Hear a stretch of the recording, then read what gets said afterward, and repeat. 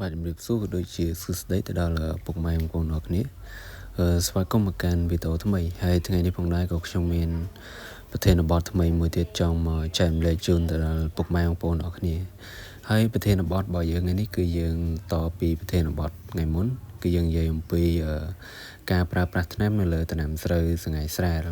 ហើយការពីវីដេអូមុនក៏ពុកម៉ែបងប្អូនអរគ្នាបានដឹងរួចរាល់ហើយថាតើស្រូវអាយុពី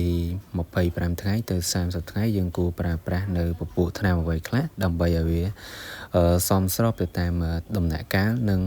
តម្រូវការរបស់ដំណាំស្រូវនៅក្នុងអាយុកាលហ្នឹងហើយថ្ងៃនេះផងដែរក៏យើងមកតទៀត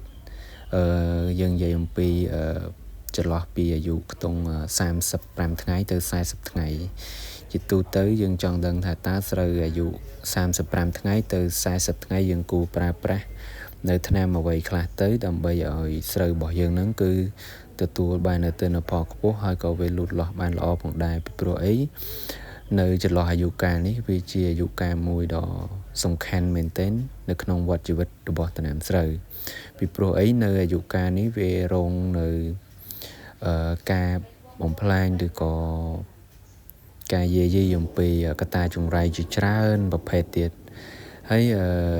ឥឡូវយើងចូលទៅដល់ពីរបៀបប្រើប្រាស់ថ្នាំរបស់យើងតែម្ដងទៅហើយជាទូទៅសម្រាប់ស្រូវអាយុខ្ទង់35ថ្ងៃទៅ40ថ្ងៃប្រភេទថ្នាំដែលយើងគួរប្រើប្រាស់វាមានប្រភេទថ្នាំតកៅហើយជាទូទៅស្រូវអាយុកាលប៉ុណ្ណេះវាអាចនឹងមានពពួកតកៅមូលស្លឹកដែលវាស៊ីបំផ្លាញលើដំណាំស្រូវហើយចំពោះថ្នាំដង្កូវគឺពុកម៉ែបងប្អូនអរគ្នាអាចប្រើប្រាស់នៅពពួកថ្នាំដង្កូវដែលមាន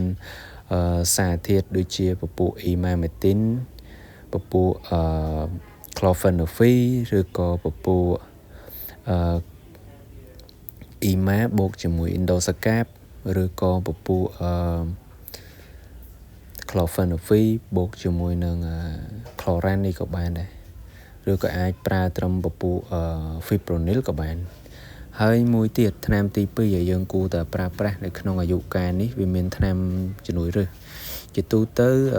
សម្រាប់ស្រូវប៉ុណ្នេះវាត្រូវការសារធាតុចិញ្ចឹមអញ្ចឹងហើយយើងអាចប្រើប្រាស់នៅពពួកថ្នាំជំនួយឫសដែលមានសម្បូរទៅដោយពពួកដូចជាពពួកអាតូនិកក៏បានពពួកស៊ីវីតក៏បានហើយម្យ៉ាងវិញទៀតបើថ្នាំផ្សេងទៀតគឺពុកម៉ែបងប្អូនអរគ្នាអាចប្រើប្រាស់នៅថ្នាំដែលមានសម្បូរទៅដោយពពួកមីក្រូធាតុច្រើនដែលវាជួយឲ្យដំណាំស្រូវរបស់យើងនឹងគឺលូតលាស់បានល្អហើយថ្នាំទី3នៅអាយុកាលប៉ុណ្ណេះគឺប្រភេទថ្នាំជំងឺគឺយើងត្រូវតែប្រើប្រាស់ថ្នាំជំងឺដើម្បីការពារ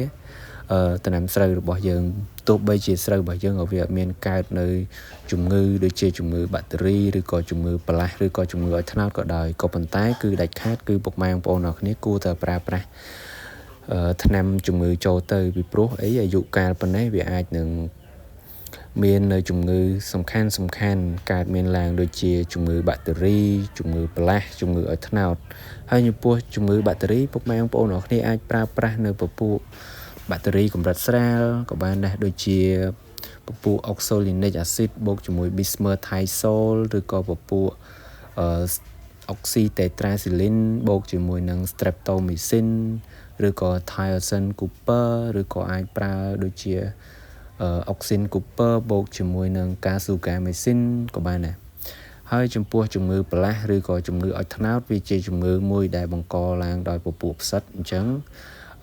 ពុកម៉ែបងប្អូនអរគ្នាអាចប្រើបញ្ចូលគ្នាទៅយើងអាចប្រើពពួកសារធាតុដូចជា Tricyclazole បូកជាមួយនឹង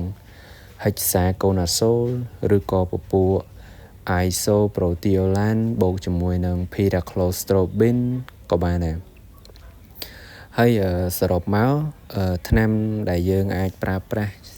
សម្រាប់ស្រូវនៅអាយុកាលចន្លោះពី35ថ្ងៃទៅ40ថ្ងៃគឺវាមាន3ប្រភេទហ្នឹង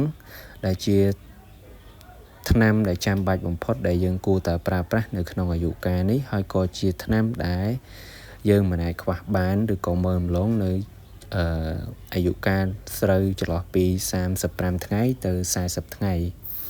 ហើយនេះក៏ហើយជាចុងក្រោយក៏ខ្ញុំសូមអរគុណទៅដល់ពុកម៉ែបងប្អូនអរគ្នាដែលបានតាមដានទស្សនាវីដេអូតាំងពីដើមរហូតដល់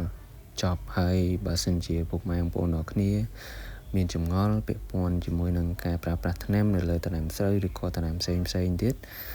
ពុកម៉ែបងប្អូនអ្នកគ្នាអាច comment សួរបាននៅខាងក្រោមវីដេអូហ្នឹងហើយក៏ជាចុងក្រោយក៏សូមអរគុណពុកម៉ែបងប្អូនអ្នកគ្នាដែលបានតាមដានទស្សនាវីដេអូតាំងពីដើមរហូតដល់ចប់ហើយក៏ពុកម៉ែបងប្អូនអ្នកគ្នាក៏កុំភ្លេចជួយចុចរូបសញ្ញាកណ្ដឹងដើម្បីទទួលបាននៅវីដេអូថ្មីបន្ថែមទៀតដែលខ្ញុំនឹងចែករំលែកជូនទៅដល់ពុកម៉ែបងប្អូនអ្នកគ្នាអំពីការប្រើប្រាស់ថ្នាំ